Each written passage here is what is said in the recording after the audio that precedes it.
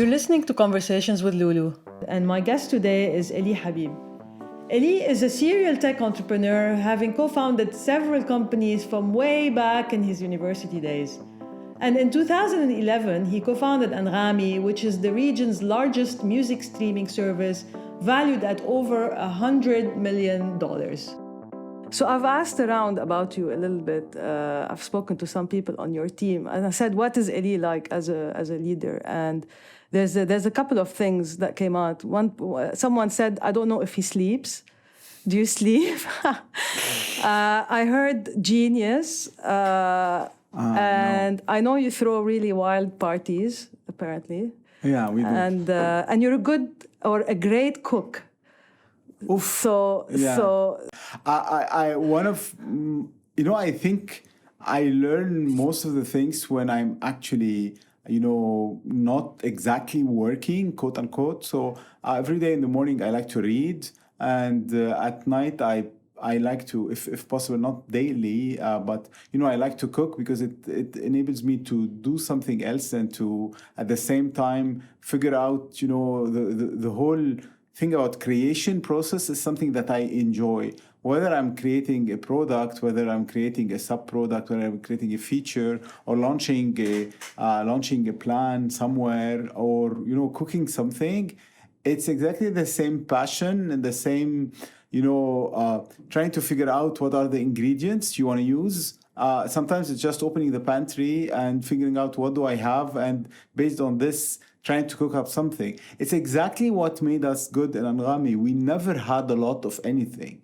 We had a very small pantry since the beginning in Anghami, and we realized that that's what's going to allow us to focus on profitability. If you had a lot, we would probably be struggling because, we had a lot and it would be hard. It would be easy to spend a lot. We never spent a lot. We always realized that, we have a restricted, quote unquote, pantry. And same thing with the cooking for me. It's figuring out what am I going to do something that is nice without me having to go out and buy stuff right now. That's what's the beauty of working in a business like Anghami.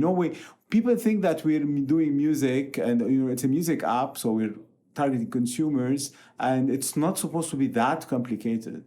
And right now we're at 117 people, and we're probably the smallest team in the music streaming services worldwide, comparatively to the market that we serve, obviously. We're not going to compare to Spotify. I think they have 4,200 employees.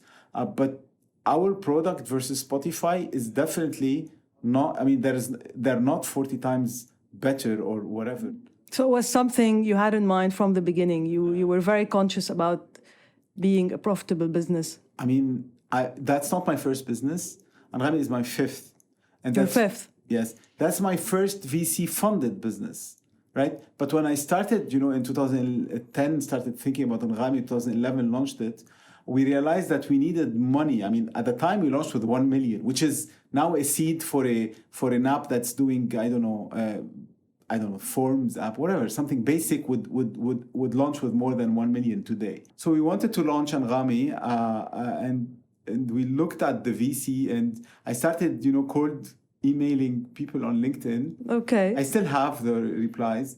Most of them were like, why are you doing this? Do something else. There's Apple in music. So Apple was that was the response, that there is Apple? Most of them at the time, I'm saying in 2011. We have Apple a massive market here, though. And you were the first. We started Anghami before Apple came to the Middle East on iTunes. Okay, Apple came 2014, if memory serves. We started in 2011, end of 2011. So we just have roughly a year and a half or roughly 2 years before Apple launched. But again, people were not who's going to pay for music in the Middle East? Everybody pirates stuff. So I looked up, we cold mail mostly in LinkedIn, but eventually we got to VCs. When we launched with $1 million. We had deals with Rotana, Universal, Sony, Warner. We had an app for iOS, an app for Android, and all of that, we had even some money left with $1 million. So that's how I mean, it makes sense for me because at the beginning, we're making a business. A business is supposed to generate profits. And ideally, you should have millions of funders for your business. Not one VC, two VC, but it should be millions. Why? Those are called customers. Okay. Your customers fund your business. That's the basic stuff. So tell me something about the early days. I read somewhere that when you started basically monetizing the service, a bunch of people, when you launched and people started downloading music, and I think there was a cap on how much they can download, and then they like unsubscribe. Yeah, the story. I thought it was. Can you share some stories? I'll share two. One of them relevant to you, to the story I just said right now, which is when we launched. People thought that, okay, they would subscribe. And they were like, subscribe for a month, download within that month like 1,000, 2,000 songs.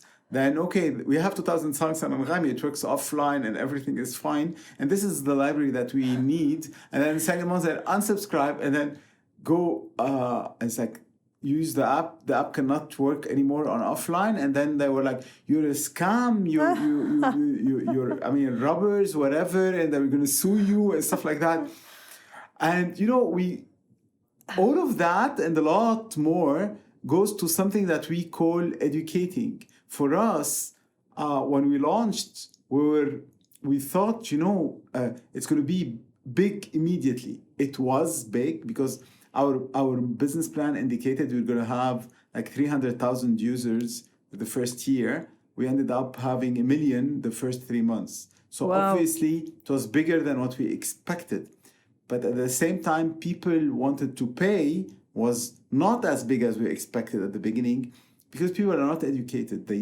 For them, in 2011, music is for free. I mean, why would I have to pay for music? Was most of the answers.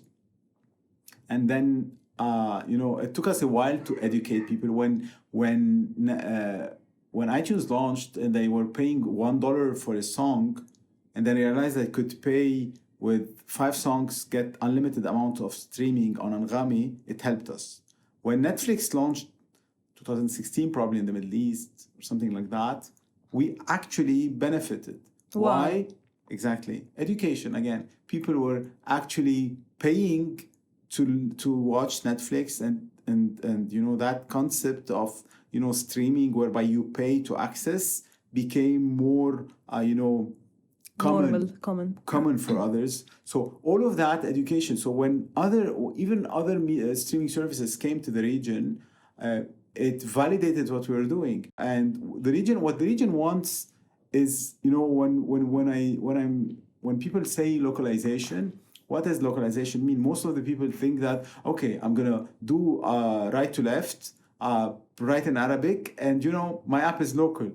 I mean, that's not local. Local is actually understanding the mindset of the users in the region. So another thing that when we launched, you were asking for me the story is like, I remember it was March 2012. I had made, from my previous business, I was pretty in tune with SMS notifications. We had built a system in my previous business. So I had made in March when we launched Anghami, the premium paying service, I made a system whenever I get a new subscriber, I get an SMS. It was cool, right? It invigorated the people. It was so cool for the day that we launched. At that night, I went to the movies. It was like many months since I haven't taken the night off or whatever. We're really working hard. So I went to the movies. I don't remember the movie I was watching. So it was like looking at my phone. My phone was ringing way more than usual. Okay, at the end of the movie, I had over 100 unread messages, and like I walked out of the movie. I said, I'm gonna be a millionaire tomorrow, right? Because I was getting so many subscriptions during that. I mean, over 100 within the 2 hours, and I'm saying 2011. Anghami was very small at the time.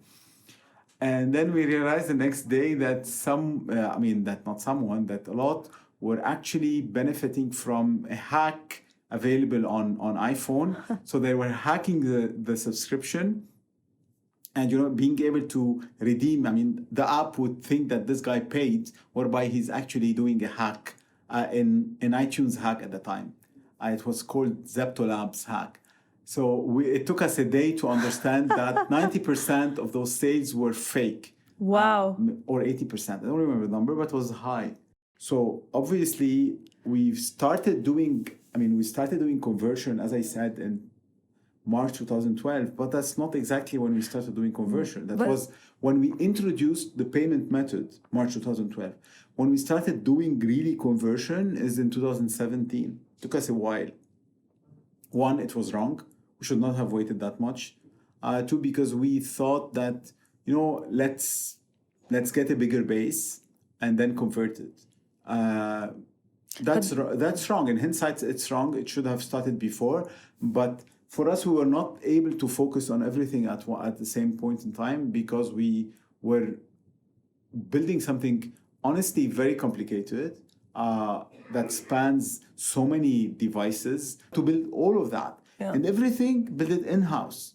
For me, this is core. I'm not going to outsource any core. We've only outsourced the Windows Phone app and the Nokia app in 2012. That was my last outsource. Since 2012, we never outsourced anything.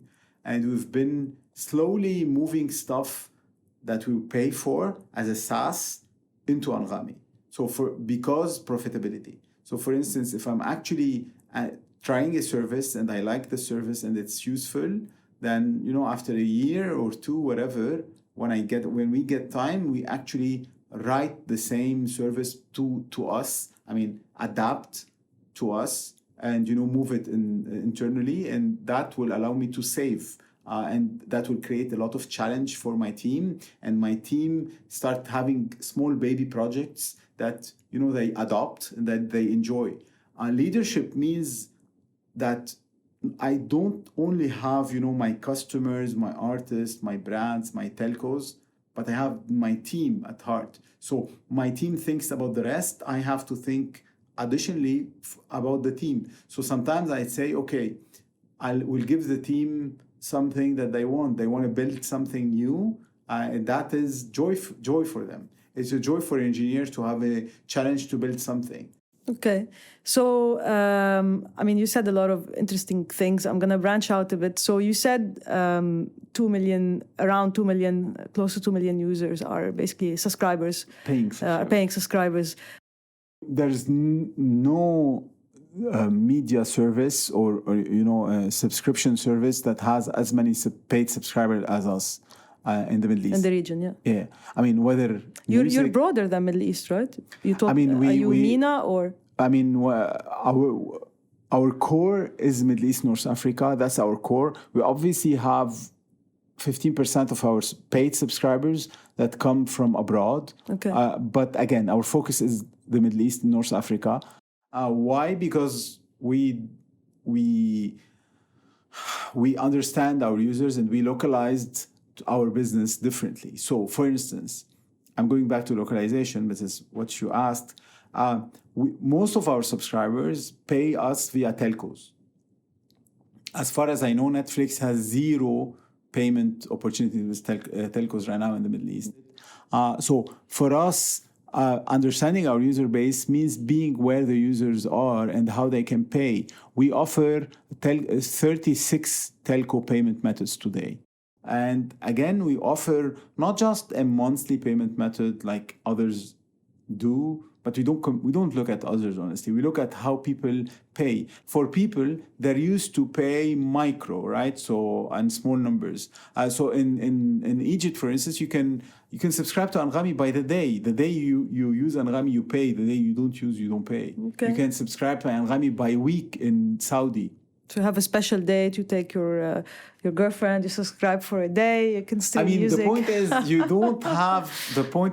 you don't have as much data capabilities in certain places. So basically, you don't have unlimited data to use, and you don't have one of the reasons that, for instance, the number of hours, one of the metrics that we regularly look at is how many hours in a day people listen to music. Yeah.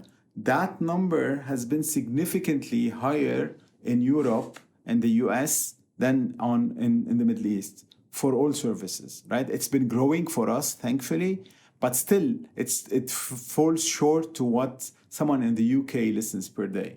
Okay. Why? It's Why? kind of very obvious. Commuting. I mean, people walk to work or with their earphones, headphones on. They go to using the tube, the transport in common, to from their work or their offices or their school or whatever. In our case, that's in most of the Middle East, that's not the case. Really? If you're stuck in Beirut traffic or Cairo traffic. But you're stuck in your car most of the time. So Okay, you're listening not to the in- radio. Exactly. So you listen to the radio. Exactly. So for us, the consumption of Anghami in the car grows more and more, which is great. But again, commuting is what would scale that more. And when this happens, yes, this will drive to the next step. So yes, the market is big and is still very much unpenetrated, as you originally said. I agree. But we need way more time and we need a different approach to do it. So the way we grew, it took us a while to get to those payment methods that I mentioned. 2019 was the first year whereby we scaled this pretty well, and it was a massive year for us. Again, referring to the question about competition, 2019 was a year whereby we had the first real competition in the Middle East. With Spotify launching late 2018, Deezer, and eventually YouTube Music launching in 2019. And it was the biggest year for Anghami in terms of users, paying subscribers, revenue, profits. And you get PR anytime they have something, right? Because you're in the they're in the news and they're gonna talk about the local app as well. Yeah, but I don't think it's just that. It's also again, it's education that we've built over time. Even if your dad owns a McDonald's and the Burger King opens next to you for the first time, you're gonna walk in and you want to try McDonald's, Burger King. It's human, and we're open to that. I mean, we're clearly not going to tell people don't use any other apps. And we think anyone who've been using Anghami for a while and go to check Deezer would come back running to Anghami, and that's what validated, and that's why we got the biggest cheer in Anghami. I mean, we clearly, I'm not saying that everybody came back to Anghami, but by the biggest percentages, they came back and they subscribed. I mean, one, for us, competition is piracy by far. So when you say that there's a lot of opportunities, yes, most of the people still listen to music by either radio or piracy. I include YouTube Free as a piracy. I mean, I would still say it's piracy because of the law of YouTube. I mean, lack of law on YouTube. Anybody can upload anything to YouTube. So a lot of people sometimes say that this song you don't have that song, it's available on YouTube. Yeah. That's like because somebody uploaded it on YouTube and it's just fine. That does not mean that it's legally licensed. Yeah. But then again, we cannot compete with this. Ideally, for me, I'm not looking at who's using Spotify and capturing those people or Deezer or whatever. It still is nothing. There's very small numbers that Spotify have or Deezer has in the region. But for me, it's who's still not using a streaming service, who's still on piracy, and trying to get the message out so people try us. And we've been using it. We've been creating our app differently. We're not like others. I mean, if you use Anghami for 5 minutes and then you use others, you either prefer Anghami or prefer others, but you can't say that we're exactly the same. We've been saying for a while that, music streaming services are alike. They're exactly alike, they look alike. And we think there's a lot of opportunity to be different. But my competition, is not again those music services. If I had to choose, my competition is user attention. So basically, will user open Anghami, or he would go Watch a movie. watch Netflix, or play on Fortnite, or go on Instagram, right? The competition is any other app on the phone, because the user eventually at one point in time downloads like 100 apps, then eventually end up using 10, 15 apps. Most of them are on his home screen.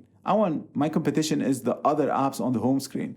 You know, when I was looking at it, and I know some entrepreneurs basically from the region, and then I can see like what they're listening to, and I was thinking, wow, like he's listening to this, you know. Yeah. Thought it was interesting. It's a very cool feature, by the way. Yeah, and there is a feature whereby if you access his profile, you see how much match between you and him are on music side, all right? Okay. So that enables people to connect. You know, we have a lot of people chatting, meeting each other on Anghami. We don't have a marriage story. Maybe there is, but we don't know about it. But we have a lot of people that started dating out of Anghami and met each other. So they like the Anghami. same music. And, yes, and they started looking at what they're listening, others are listening, they are chatting. And we have also the inverse, people who break up and then start stalking their previous boyfriend to see if he's listening to heartbreak songs or he's happy or stuff. And there's a lot of stalking people on Anghami becomes something that people do. Is that an issue though? No, it's not. I mean, you can put your. Can you like block someone, or you can block? You can put your profile as private, not get anybody see it, or let only your friends see it. It's like Instagram. I mean, you're not obliged to have a public profile. It's up to you. But in the same thing, people right now look at what people do on Facebook and Instagram and wherever. On Anghami, they do the same thing, but it's more personal, because based on the mood that you're listening to, you can conclude whether this guy, is hurting. Yes. So we can literally. But he might use it to play great songs, just to spite her, or maybe, the other way around. If he knows. But the point is, we can detect, we're very connected to the mood of the people. So we can detect when people break up simply because of the shift of listening music. Wow. Right? I mean, do they listen to more Arabic music on Anghami, or more English? There's no global rule, right? It depends on, what's nice is that a lot listen to to the two, right? We got a good percentage of users listen to English songs a lot of the time, Arabic songs sometimes, so it's mixed. In certain countries, let's say in Saudi, they listen to more Arabic than international.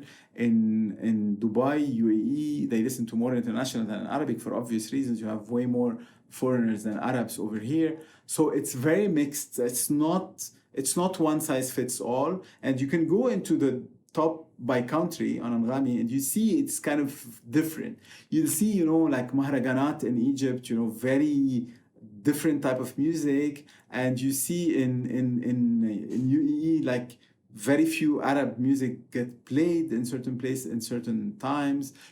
It's very diverse, but that's the beauty. We call it Middle East, but it's actually 23 countries, right?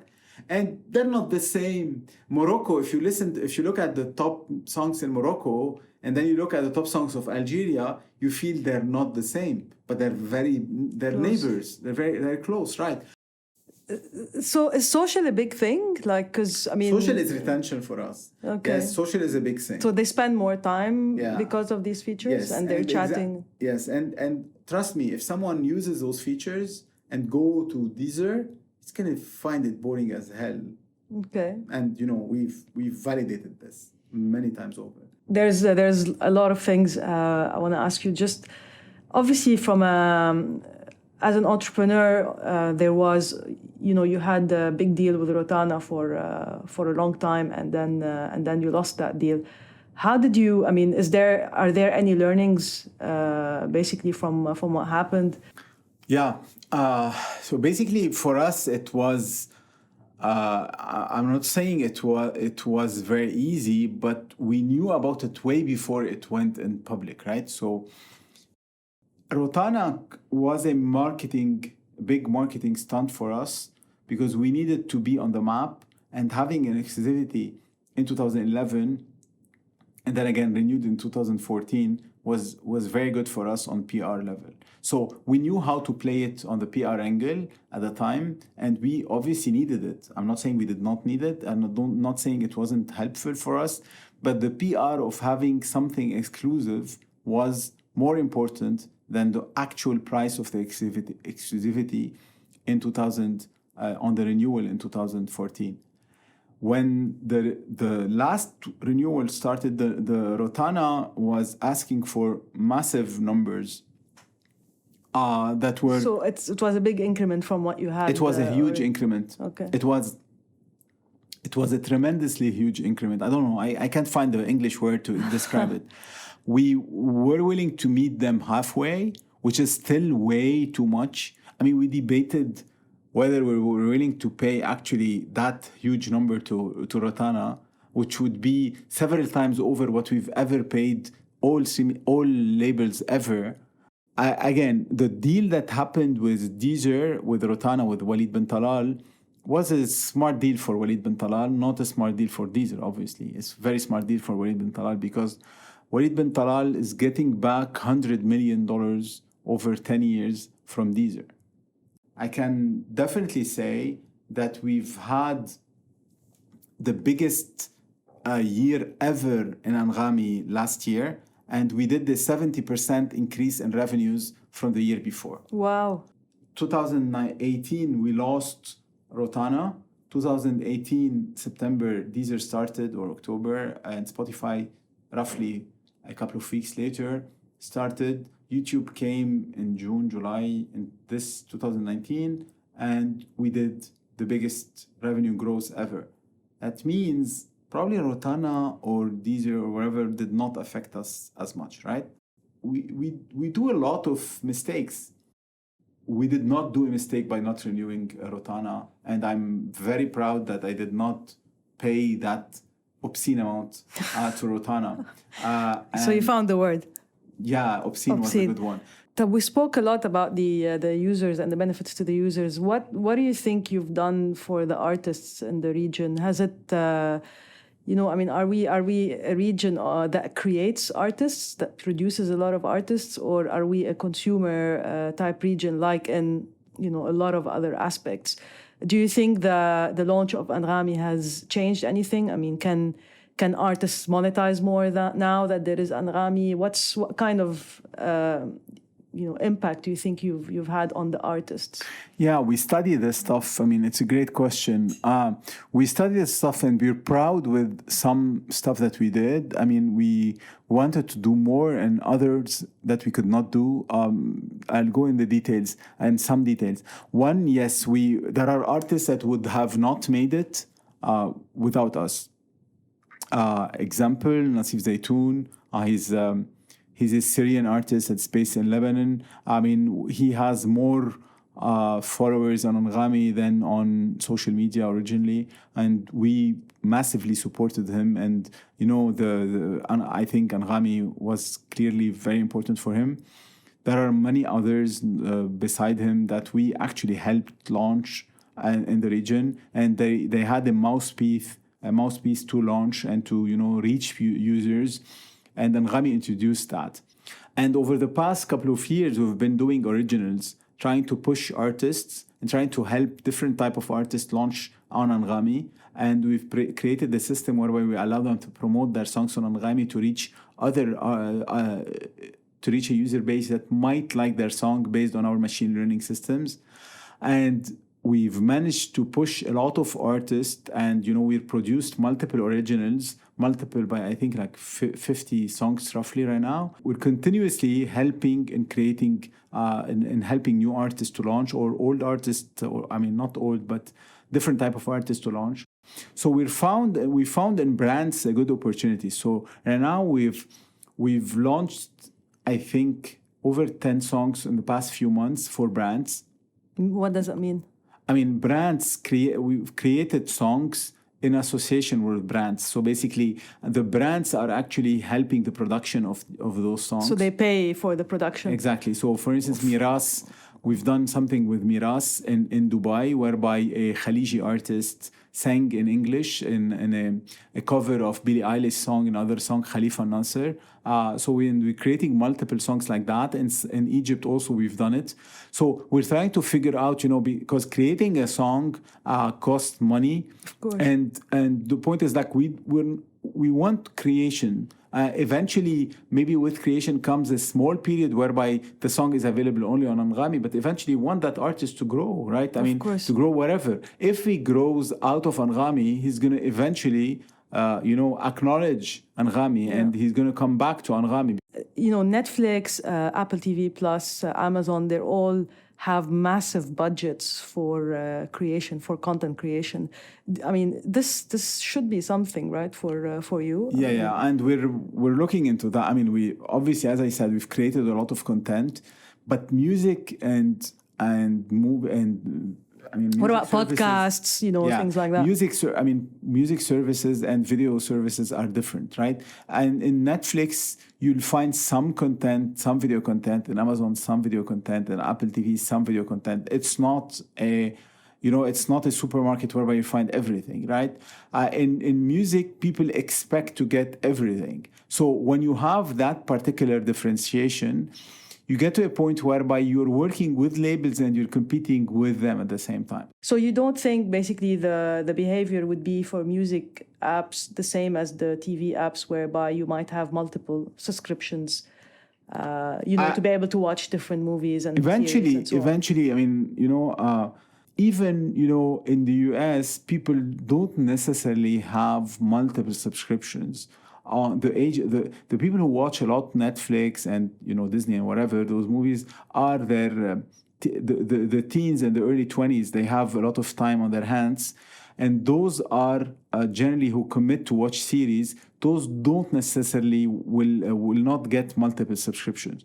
People who are older, like 30s, 40s and up, they would subscribe to more because for them it's fine. I mean, they can afford it. They can afford to have more than one. And whenever they want to watch something, they want to have the option available. So with time, it will get to us, but it's not there yet. Would you do film? We've done an experiment where we launched Game of Thrones. And it was a massive experiment that we did. It's a great story because Why did you do that, by the way? Like, what was the rationale behind it? Very clear rationale for us.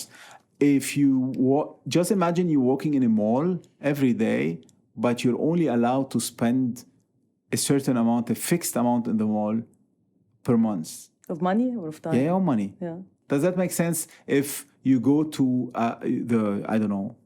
Dubai Mall, and they tell you spend already $10 this month, you can't spend anymore? No, okay. Okay, that's the same thing.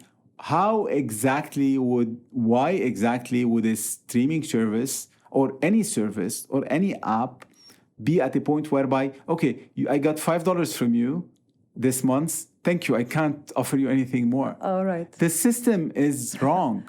The music streaming system just does not make sense. So if you look at an app, Fortnite, I don't know, some people spend thousands of dollars on Fortnite, some people don't spend anything, some people spend $10 a month. Depends. In music streaming services, it's like either zero or, I don't know, $5 or 7.5 for a family plan, right? For me, a business that has a fixed maximum ARPU is a stupid business. And that's what I want to change. And for me, this was an experiment in 2019. Can I get people to spend more? If a person was paying for Anghami for $5 and I give him Game of Thrones and how much was it? $5? No, it was $2. $2. It wasn't for the money. It wasn't for the amount of money. It was for the concept. So did people subscribe, watch it, and then unsubscribe? What was the behavior? Yeah, no, we still have people subscribe because we have so other stuff. Was it like a awareness exercise, or was it a share of wallet exercise? No, it was a test. The idea was, is a music streaming service a fixed ARPU business? Can I increase my ARPU or not? We saw people who are free users converting We saw people who are paid premium plus users for music converting. And, we saw new users coming to convert. So it was a massive exercise. And the beauty of it, that's probably the first time I talk publicly about it. We agreed with OSN on a Monday afternoon to do this. The launch of Game of Thrones was Sunday morning, okay, in GCC so you had time. 6 days. Yeah, less than that. So we actually changed the app, introduced those functionalities for video and the second subscription, and launched it within the week, and launched it on iOS and Android on web within the week. The next week, we launched it on Samsung and LG. And really, we did all of that in 2 weeks. We added functionality to continue playing, skip intro, translations, all of that within the week. Wow. That was massive. It was one of the best weeks of Anghami. I was really the most proud person in the team. I was proud of my team. What were they doing? And, I proved that we can launch a small, obviously it's not a Netflix, but it was small, but it was decent enough. And it was a proof of concept. A proof of concept that we did with probably the biggest series in the world this year. Clearly, if we had planned it before, we'd have made way better. By the way, we did not do any marketing. We did not spend $1 on Facebook ads or Twitter or whatever, any kind of ads. Zero marketing. We wanted clearly just to say so that... you promoted it within the app, basically. We promoted it within the app. That's how the news Because came out. the whole idea is... And we did a social, just mentioned it on social, but no promotion, no payment, no money spent on anything other than, building it. But the point is, for us, it was a proof that we can grow the ARPU. So it's something you want to, it was a test, it was a proof of concept, it's something that you think you might look into. I honestly believe that Dubai Mall should not fix you at $10 per month. When you and I had a long chat in 2017, I remember how open you were and how transparent, and you're very logical and analytical, and you're not kind of worried to share information. And it seems that this is how you are as a leader as well. I heard that you like to challenge people, and you like it when people challenge you. I heard it that you always have a coaching kind of mentorship role versus I'm the boss, you do as I say type role. How important has that been, in growing Anghami? So basically, one thing, Prelude is I've never been employed. I've always built businesses. So since I was at my first year at university, I already had a business. I was already shipping software to a company since I was 18. You're a computer science. Yes, I computer science, then computer engineering. I unfortunately did the masters. I mean, it's a waste of time. But then, so the point is, I always learned by my own. I've learned more from books than from other people. So, and I actually did a lot of mistakes at the beginning from on my own role. I mean, I could have learned with someone else, but I did not. Interesting. So I think most of that created the leadership things that I learned from scouts, because I was a scout. So I learned a lot from there. One of the very important things that I've learned was you walk at the front, that you don't leave your team. So in the office, I don't have a room where I sit on my own and I sit with my team. I want my team to ask me questions, and being with them will be normal for them to ask me questions. I want to support them, to listen to what they say when they don't want to say it, right? Because they discussing stuff, to understand whether, the pulse of my team, how they're doing, so I can do better with them. Because I keep on learning from them, and I keep on, you have analytics for your users, you see where they're coming or wherever, and what's your analytics for your team? One of them is listening to them and being with them. All our talent have started with us. Anghami was their first mobile app, let's say, for 100% of them. But for 99% of them, it was their first job. We've grown talents out of universities. We've grown talent by mentoring them, by spending time to teach them the ropes, and by pushing them to do good stuff after the other. And my team, technically speaking, I absolutely have no ego on myself, but I think they're one of the best teams in the region relatively to their scale, obviously, because every engineer does a lot. In terms of leadership, I think I try to answer the why. I've learned a lot of leadership from Scouts days, and I learned even more from my kids. You can't just shout on a kid, tell him do this, and then he will do it. And you can't walk on an engineer and tell him, I'm your boss, do this. I mean, it just does not make sense. If you do it, that should be the last thing you do. I mean, if you do it, then you should probably go home, right? Take a break that day, because you're probably failing. We want them to feel that their work is a mission and they're participating in a mission of Anghami. And if we succeed, it's part of them. Attrition is not high. And people who've left Anghami mostly have left it because they wanted to travel out of Lebanon to take different challenges after many years. I've had people, leaving Anghami to go to Facebook, Google, Apple, Snapchat, Amazon, LinkedIn, Palantir. I mean, I have not had people leaving Anghami to go to small companies or wherever. For me, I still want people leaving Anghami to build their own businesses, and I hope I'll be actually their first seed investors. We've created a certain, we're a team. We're not a family. Family means that they come like that. You can't pick your family. You pick your team. We picked our team, and we love the team. I respect the team, and I have the least ego because I think they are the cause of the success. I just steer the ship. I help everybody, but they are the doers. One of your team members told me, I wish we had leaders in Lebanon like Elie, so that Lebanon can be run like Elie runs Anghami. That's a big thing, man. That's a big thing. My team loves me, it seems. I know I love them, but the experience that I've done in Anghami, I always want to give back. So basically, by giving back, mean explaining how. I'm sad when I'm invited to a lot of conferences sometimes, and I actually miss a lot intentionally because I see that they're the same. When someone goes and say, yeah, I raised hundreds of millions and I built this and built that, all is great, I'm kicking ass. That is not, I'm not watching a movie over here. What did I gain out of those topics? Nothing. I want to be part of discussions where we say, this is how we do things. This is how we scale. This is how we push our people. This is how we actually manage to launch products. This is what we look at. This is the analytics. This is our, balance sheet, understanding that you need to spend less than what you make. Otherwise, you're going to go bankrupt at the country.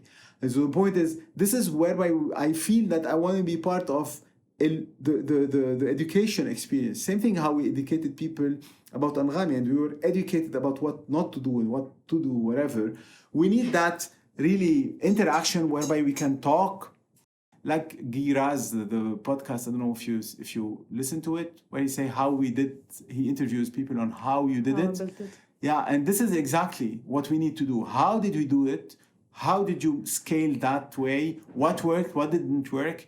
And we're supposed to be transparent. I mean, if I tell you what I did, would I lose anything?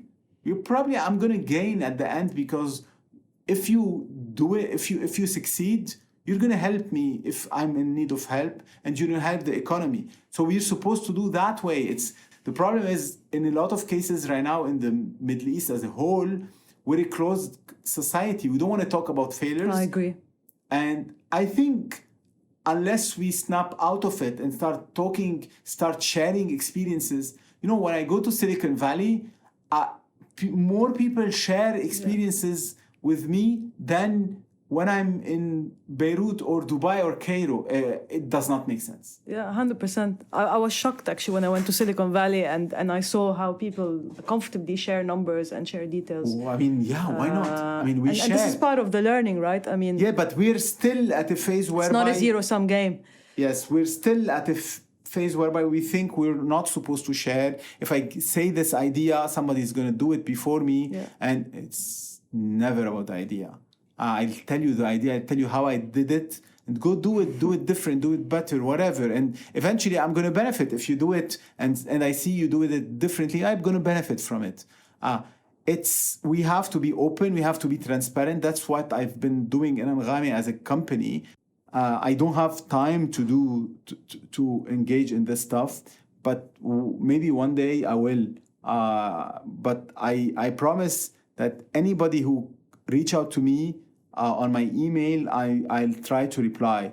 I reply to a lot, I met a lot. Sometimes I don't reply because I forget, and then someone doesn't remind me. And there's a saying in Arabic. You're open to help. There's a saying in Arabic is بتستحي ما بتجيب ولاد. It's the same thing. You're supposed to, if you need something from someone, bang. 1, 2, 3 times. It's okay. Forget your ego. I think if you're building a business, an issue. Sorry? Ego is an issue. Ego. I called him and he didn't answer and blah, blah, blah. It's fine. Ego, when you're building a business, you leave your ego back home at your parents' place and you go build a business without ego. You're going to screw up multiple times and you're going to have to say that I did wrong. And you're going to have to tell your team you did wrong. You're not supposed to write on your LinkedIn, I raised, $50 million. That's not, raising money is not a medal. Raising money means taking loan. Yeah. Taking a loan is not a medal. It's supposed to be. That's why when we raised money, I've never came and said, we raised X. Why? Yeah. I took a loan. Who would advertise taking a loan? Yes, I've gathered 1 million more customers that are giving me money. Yes, I'm proud of it. Yeah. But I'm not proud of taking a loan. I think fantastic advice. I think to wrap up this discussion, great advice to entrepreneurs at the end. Leave your ego at home if you're thinking of building a business. I love that. Thank you very much, Elie. It was amazing. Thank you for your good time. Luck on your podcast. Thank you. Thanks. I'd love to hear your feedback. You can support the show by subscribing for free and leaving us a review on any of the platforms. Until next time, stay safe, everyone.